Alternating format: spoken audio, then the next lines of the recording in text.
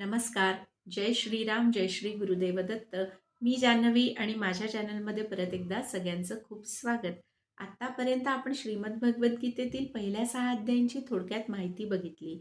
आज श्रीमद भगवद्गीतेतील 7वा अध्याय, ज्याचं नाव आहे ज्ञान विज्ञान योग, त्याची थोडक्यात माहिती बघूया.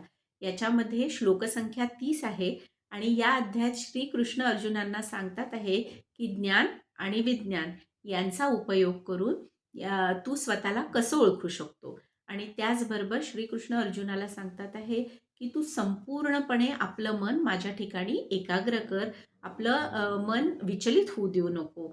आणि त्याचबरोबर श्रीकृष्ण अर्जुनाला हेही सांगतात आहे की हे जे संपूर्ण जग आहे, या जगाचा आत्मा मीच आहे.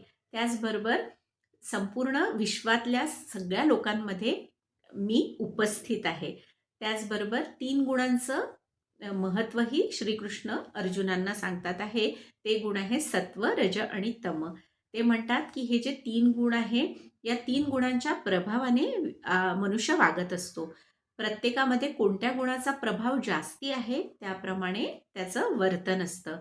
त्याचबरोबर ते भक्तांचे प्रकारही सांगतात आहे. आणि ते म्हणतात की जो निष्काम कर्म करतो, संपूर्णपणे मला समर्पित होतो, असा जो भक्त असतो तो शेवटी मला येऊन मिळतो. तर असा हा श्रीमद भगवद्गीतेतील 7वा अध्याय ज्ञान विज्ञान योग.